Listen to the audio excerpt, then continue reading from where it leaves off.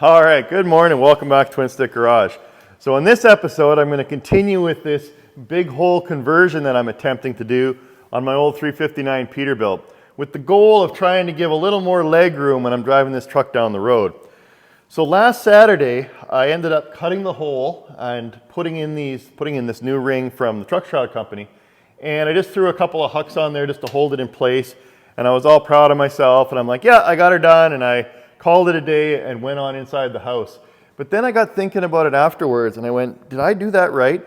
Because there's no manual for this. I'm kind of making this up as I go along. There's been guys that have done big hole conversions for years since Peterbilt came out with this unibuilt larger opening.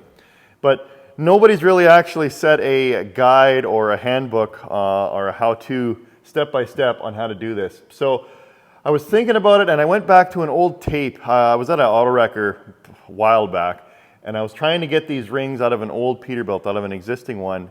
And I took a look at the tape and I realized I didn't quite do this right. And so then my buddy Blake came over and I got his opinion as well. And he's like, yeah, you could leave it like that if you put some sealant in there. But what's going to end up happening is water's going to want to seep along the edge and then seep into the cab past that sealant.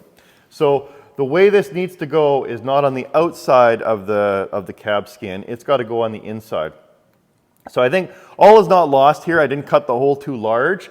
I just need to cut these hucks off and then figure out a way to have the ring be on the inside of the cab and then huck it on there. That way water can't actually get past there and into the cab. So I'll try and unring this bell and correct that first. And then the goal by the end of the episode is hopefully cut the larger hole in the bunk and then put the ring on the inside of the skin, on the inside of the bunk, and huck that into place as well by the end of the episode. So with that, I'm going to go ahead and get started.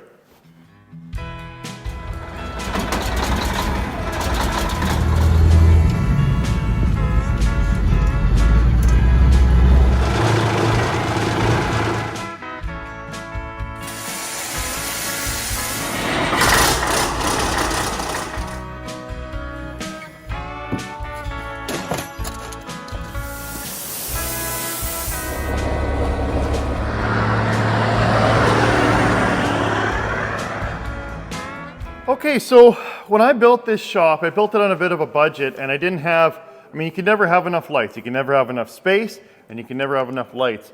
So I went and bought 10 of these LED high bay lights from Granger and I had my friend Kevin from Highline install them. But there's a lot of spots that are kind of dark in my shop and they're not as bright as I would have liked. So I reached out to a company called Demolaire and they actually sent me 4 LED high bay lights. Now the reason I like these ones is because most LED lights, high bay lights, are set up to be hardwired in. So you need an electrician to come out and set them up. But these ones I kind of like because they're simple plug-in ones. So what I was thinking I could do today is put up a few of these lights, just hang them temporarily, and I could use these as additional supplemental lighting when I want to actually do body work or cut some rings in a sleeper bunk. And I thought what I'll do is I'll hang a few of these up there and give myself some additional light as I work today. All right, so I just kind of hung them up there temporarily, but that makes a big difference. That really adds a lot of light. I mean, look, if I shut off the shop lights, it still lights up the Peterbilt all on their own. So that's pretty slick. It adds a lot of light. And the cool part is I can move them around to whatever project I'm working on. So thanks, Demolaire. I really appreciate the extra lighting. Okay, Mark, let's rip the Band-Aid off and get this old ring out of here.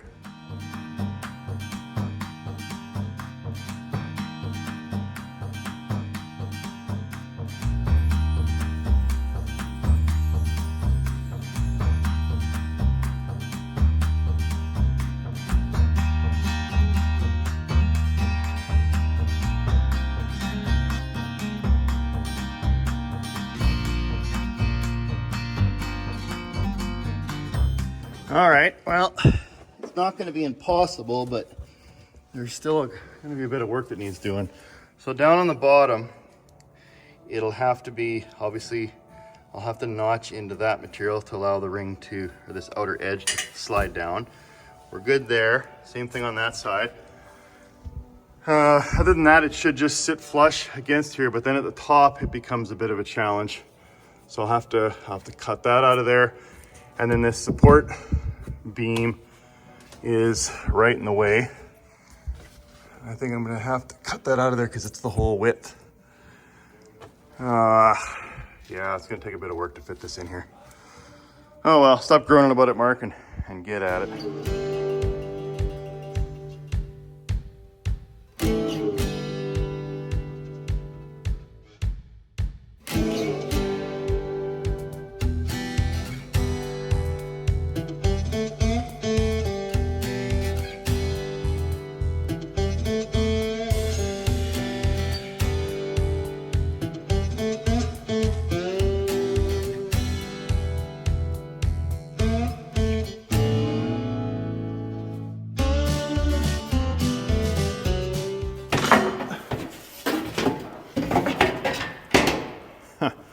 Just call me Lord of the Rings.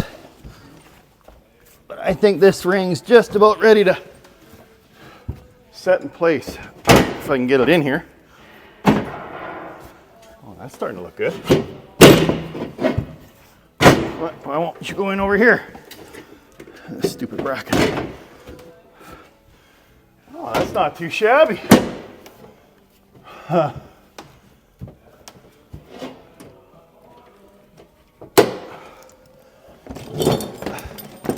Yeah. This is definitely the right way to do it, to have it on the inside. Yeah, had I known that I was going to put it on the inside, I probably would have cut the hole differently. There's still enough material there, but hopefully, if you're going to do this big hole conversion on yours, you learn from my mistake. It should still work, but I would have liked, here, let me show you. So as you can see, ideally, I would have cut the opening to this edge here. So I've cut this too far. Now there's still, well, it's not too far because there's still enough material there to drill the holes and huck this closed. But yeah, that's a bummer. Now, looking at this, this cab corner here, it's obviously rotten here. It's odd because this side is steel and that side's aluminum. And Blake and I were taking a look at this and he was saying he could help me cut this out and weld in a new panel, and then we just get some new inserts there for the exhaust mounts. But it's rotten here, it's rotten here, and it's rotten up there, and now it's cut too far. So theoretically what I could do is I could get a new, now that I've got a huck gun, I could get a new cab corner for this side. That would solve all of that. Could get a new cab corner on that side as well, and then recut this edge, and then it would go all the way over. Because aesthetically, this might bug me as well, because when the bunk's back on there, there's still going to be this gap where the rubber boot is, right? And I'll notice that. I mean, it's not too bad. Before I'd huck this in here, I ordered some 3M adhesive sealant, so I'd put a bead of that in there, and then it would squeeze it closed. But every time I walk by and get into the truck, I'd see the exposed ring, and that might bug me. So, now this project's getting to be a bit of a runaway. But if I did do new cab corners, it would solve the rotten problem, and I wouldn't have to do any body work to that. So maybe that's what I'll do. I'll order some cab corners. Now, ideally, the roof cap I didn't necessarily need to cut at all, because I could have left it and it would have covered that. But when the rubber boot's in, I'll never see that anyway. So I can live with that. And down below, when that drops down, there should be enough material there as well. So hopefully you can learn from my mistake, folks. I think I can unring this bell. It's not, there's not too much damage done. And like I said, I think I'll just order some new cab corners and tackle that. So with that, I'm gonna park the ring on the cab and apply my learnings to cut the hole the right size on the sleeper bunk.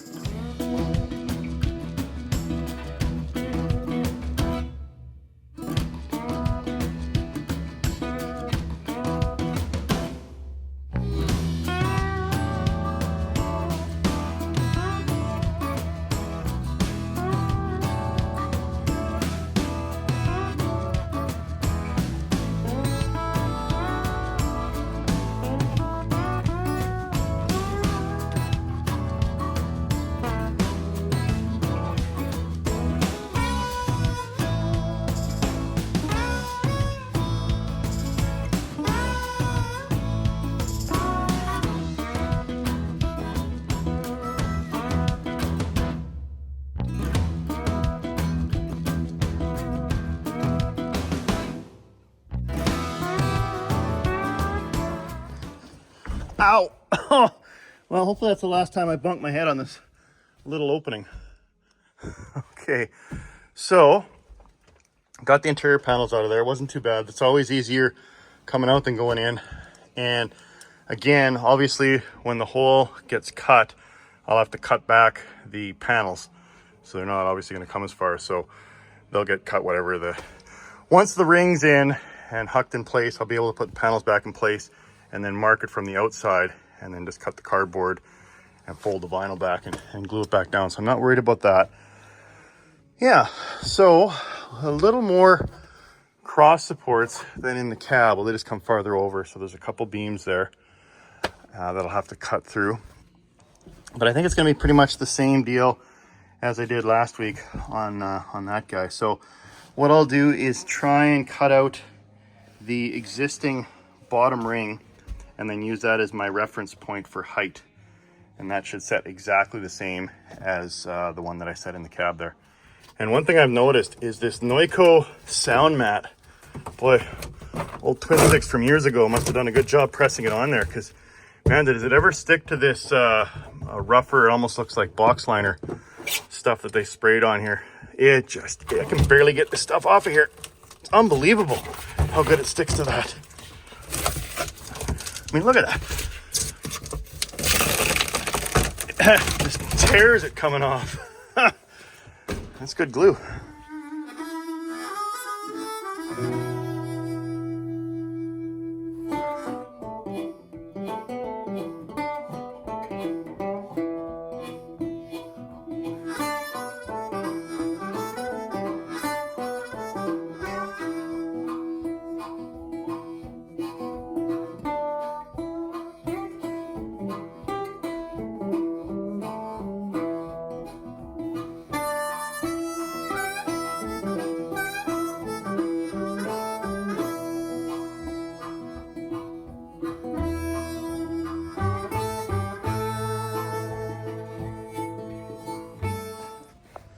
So one of the tricks that I've discovered, if you've got huck rivets that you want to get rid of and they're in a brutal spot like down here, is you just slice through them, and then I just use a chisel and hammer it out to open up or break the collar, and then that should release it out of there. So, and then on these ones on this side, I just grind the heads off because of course they're blind rivets. I can't get at the back side, but that should release this bottom half of the bottom piece of the original ring. And again, once I pry that out of there, I'll cut it off. I'll trim off the steel here level, and that should be the same height as the ring that I set in the cab. So they should match. So then I just need to set left and right, mark it out, and cut the hole.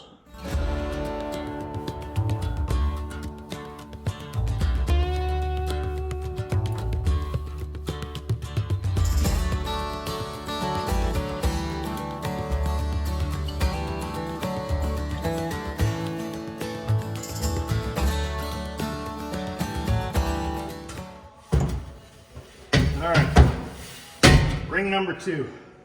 Now the plan will be is to have this inside lip sit on here.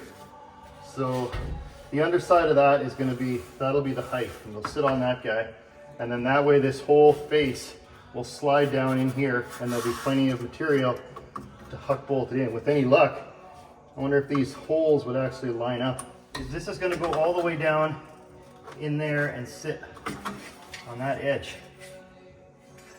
Yeah, so this inside, where the inside of this channel sits on this piece here. So that's again going to set my height up and down, and that'll be the same because that's what the ring's doing in the front of the cab. And then with any luck, I may be able to reuse those holes to blind huck into that. So that's the bottom. Now if that's down there at that point, well, with the top, what I could do is I could cut right underneath the edge of the roof cap, because that looks about here. And then what that would do is I wouldn't have to cut into the fiberglass, and then this guy would tuck right up underneath the roof cap. Now, the only challenge of that's going to be is I'll obviously have to get rid of all of these hucks and grind those heads off, which is going to be a bit of a bear, because when you grind the huck head off or the rivet head off, inevitably you cut into the material. Unless I can get at the hucks from in behind. Oh, because I don't want to have to do a bunch of body work. But of course, the Mark from the past thought he was smart and put all that expandable foam in. So I'd have to work to get at all the hucks in behind here. But I can see most of them. And I mean, what I'll do is I'll grind them off from the inside, the hole out first. Then I'll grind all the hucks off, and then this should be able to sit flat on the inside. And then with any luck, I could reuse those holes for these guys. I don't know if it'll be that perfect. It might be.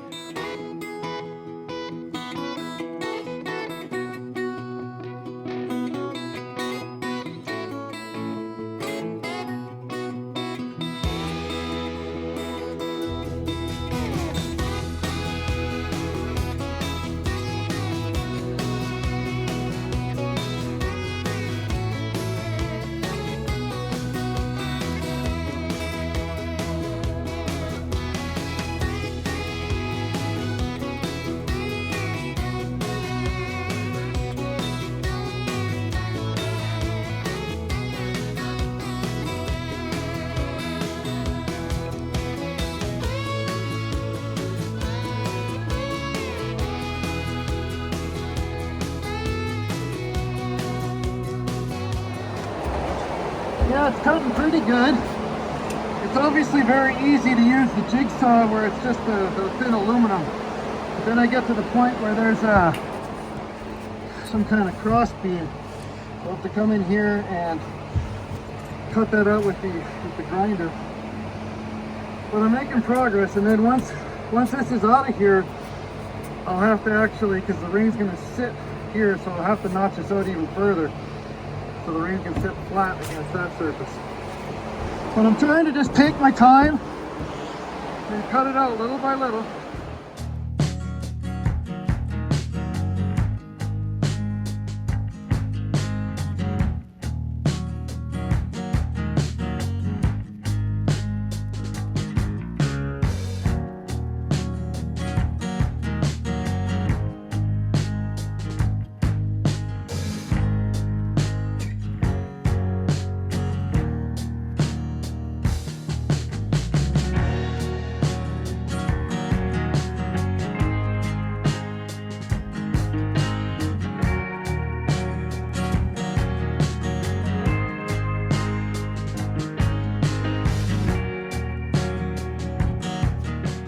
Well, that was a bit of work.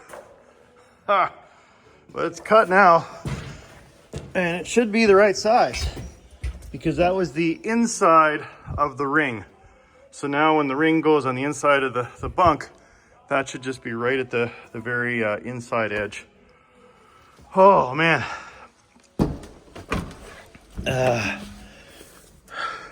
Bit more work in the sleeper here than was in the cab. Just more supports and more trouble up with those that upper beam.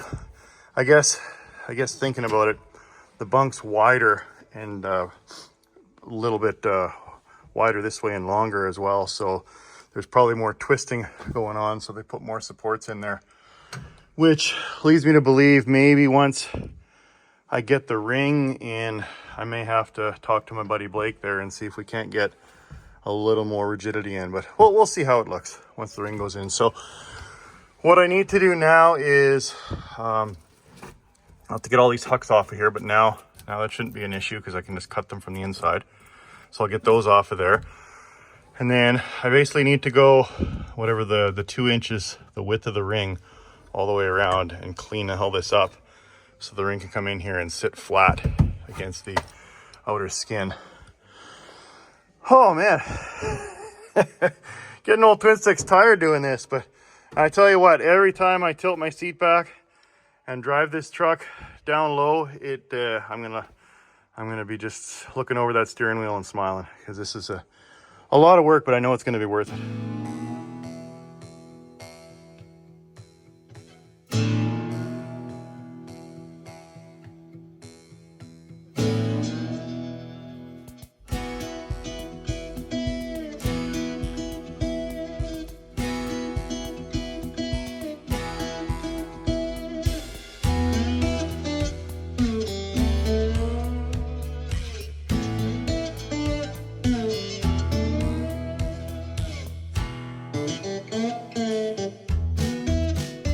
Okay, oh, the truth. See if this thing fits. Oh, that's one big ring.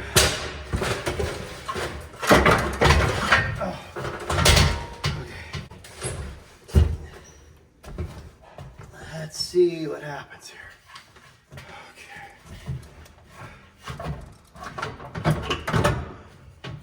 Okay. Good, good. Oh, I think I finally did it right. Oh, that's way nicer. There you go, folks. Only took 2 tries. Okay, I could actually do a little bit of trimming of the fiberglass to square it up. That is looking really, really nice. Oh. All right. Well, hopefully all the viewers out there, that no one just watched the first episode and then ran off and did their big hole conversion, and they actually watched the second episode, because this is the right way to do it. So you measure the inside size, and that's the size of hole that you cut for the most part.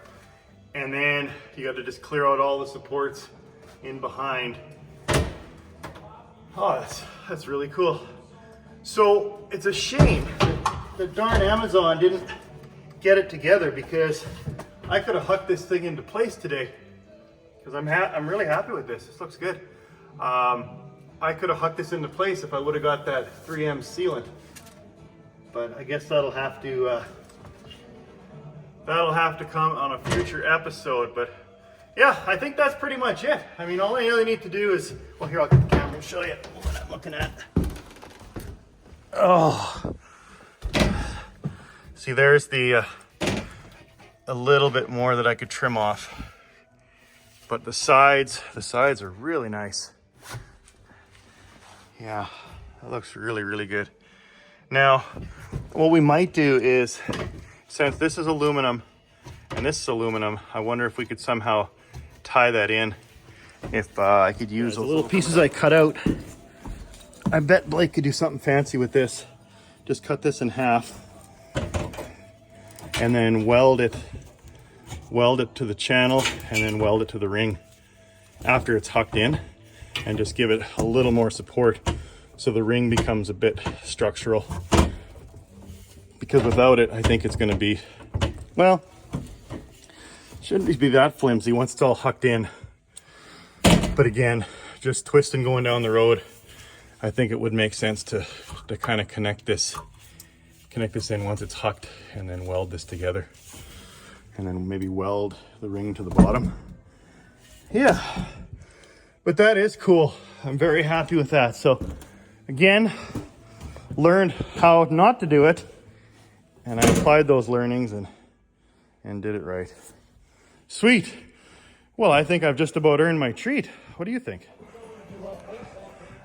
I want a perfect song to go with it. Oh, that's gonna be good. Yep, tasty. Sweet. All right, well, I think that was a pretty good day. I appreciate everyone watching, and I appreciate all the support from the viewers, the patrons, the sponsors.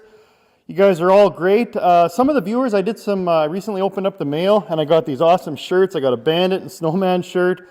Got a wonderful Peterbilt Evolution of Class book. Someone sent me a nice Peterbilt shirt. I got a couple more license plates for my collection.